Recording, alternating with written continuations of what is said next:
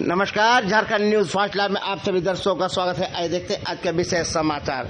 लोकसभा चुनाव के बाद केंद्र सरकार मजदूरों के लंबे संघर्ष प्राप्त श्रम कानून को समाप्त कर 4 श्रम संहिता लेबर कोड्स को लागू करना चाहती है। इस बारे में श्रमिक संगठन से कोई चर्चा नहीं की गई और न ही कोई सुझाव स्वीकार किया गया। श्रम संहिता लेबर कोड्स को रद्द कर देश के मजदूरों हित में तत्काल श्रमिक संगठनों से बात की जाए। केंद्र सरकार की कॉर्पोरेट हितैषी नीति के विरोध में पूरे देश में मांग दिवस का आह्वान किया गया। नुक्कड़ सभा और पदयात्रा के बाद उपायुक्त के माध्यम से माननीय प्रधानमंत्री को केंद्रीय श्रम मंत्री को ज्ञापन सौंपा गया सीटू और भारतीय ट्रेड यूनियन के द्वारा। आइए देखते एक रिपोर्ट।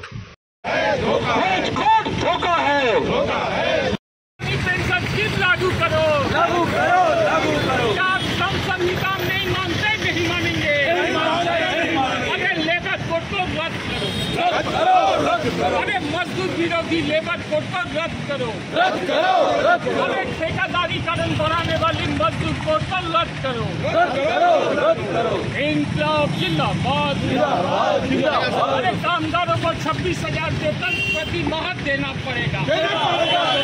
अरे मजदूर करने का एक तरफ हम मजदूर लड़ाई लड़ रहे हैं। मजदूर अगर आप देखिएगा, सुप्रीम कोर्ट बार बार कहती है कि हर वर्कर के लिए एक ट्रेड यूनियन होगा, और ये जो हायर कोड में जो ट्रेड यूनियन एक्ट को खत्म करने की कोशिश कर रहे हैं, ये सारे जो जिंदाबाद, जिंदाबाद, जिंदाबाद। सरकार की मजदूर विरोधी नीति का बहिष्कार करो, बहिष्कार करो, नीति का बहिष्कार करो, बहिष्कार करो। हम नहीं मानते, नहीं मानेंगे, नहीं मानते, नहीं मानते। पूरी भारतवर्ष में CITU का झंडा तले ये जो मजदूर विरोधी जो लेबर कोड को लेकर आया भारत सरकार को, जो 2015 से हम विरोध कर रहे हैं।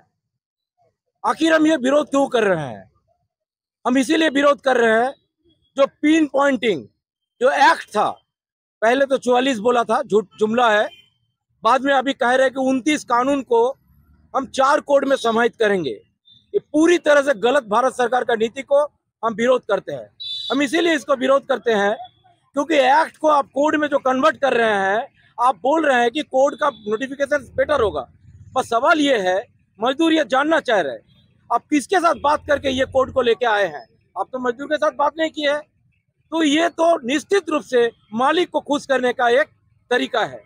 दूसरी बात है, इस लेबर कोड को हम विरोध क्यों कर रहे हैं?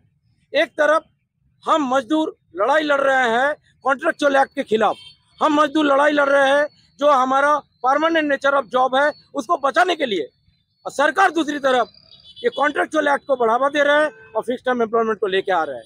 हम दुख के साथ बोल रहे हैं, ये सरकार का मंशा सही नहीं है।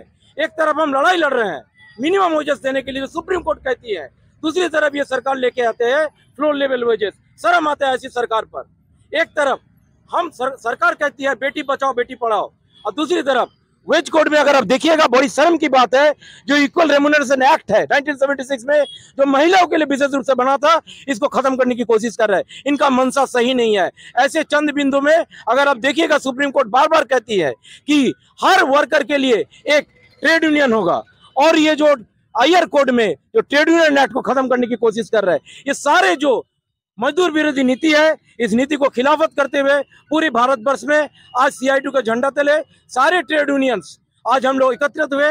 इसमें से विशेष रूप से आज हमारे मेडिकल रिप्रेजेंटेटिव जो BSSRU के साथी है, FMRI का साथी है, वो आज रोड में आए, और हम अंतिम सांस तक ये लड़ाई लड़ेंगे। और ये जो लेबर कोड है, हम इसको पूरी विरोध करेंगे और इसको सरकार को वापस लेना पड़ेगा। ये लड़ाई हम लड़ते रहेंगे। मैं सुब्रत विश्वास, वर्किंग कमेटी मेंबर, CITU। मजदूर का आंदोलन कभी खत्म नहीं होगा। जब तक शोषण रहेगा मजदूर का आंदोलन रहेगा। और CITU का ये समझ है कि चुनाव में हम मजदूर और किसान मिलकर के, छात्र नौजवान मिलकर उनको आईना दिखा दिया। 303 से घट के 240 आ गया, लेकिन इनका घमंड छूटा नहीं। और मजदूर का हित के खिलाफ जाके कॉरपोरेट के लिए इनका जो कमिटमेंट था ईज ऑफ डूइंग बिजनेस, उसके तहत 100 दिन का प्राथमिकता वाला कार्य को तय करते हुए उन्होंने ये तय किया कि लेबर कोड को जल्द से जल्द लागू करेंगे। कई और मजदूर विरोधी उनके प्रावधान ला रहे हैं, जिसमें एक ऑलरेडी लागू कर दिए हैं कि प्रोविडेंट फंड में जो चूक करता होंगे उसका लिए बड़ा फाइन था, उसमें 80% उस फाइन में कटौती करके कॉर्पोरेट को उनका जो इलेक्ट्रल बॉन्ड के जो सौगात मिला है उसका ऊपर में रिटर्न गिफ्ट दिया है। आगे और उग्र होगा आंदोलन आप लोगों का? उग्रता हम नहीं करते हैं, जनवादी आंदोलन को तेज करेंगे और जनवादी आंदोलन जब नहीं होगा, इस बार संसद के अंदर भी हमारे लोग पहुंचे हैं, संसद के अंदर और संसद के बाहर लगातार चलेगा और इस सरकार को हम सिखाएंगे, सुनाएंगे और मजबूर करेंगे। जब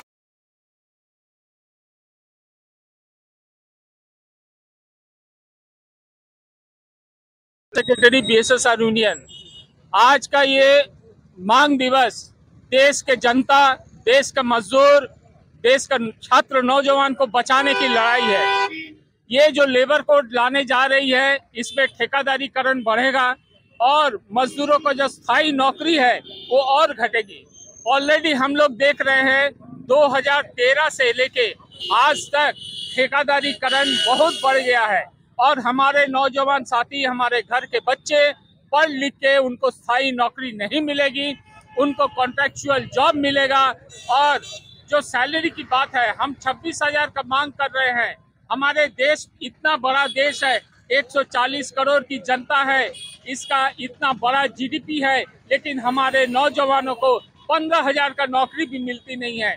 वहीं आप देखिएगा कोको कोला जैसी कंपनी 15 लाख करोड़ की रेवेन्यू लेके जाती है, लेकिन हमारे देश का नौजवान जो है ये उनको नौकरी नहीं मिलता है।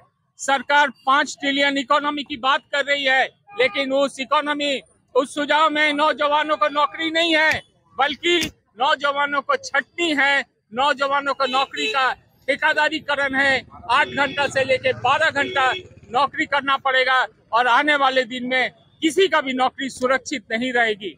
ऑल इंडिया में CITU इसी सारे मांग को लेके गोलबद्ध हो रही है और सरकार को हम अभी के माध्यम से सरकार को ज्ञापन भी देंगे। ऑनरेबल प्राइम मिनिस्टर और ऑनरेबल लेबर मिनिस्टर को हम ज्ञापन भी भेजेंगे।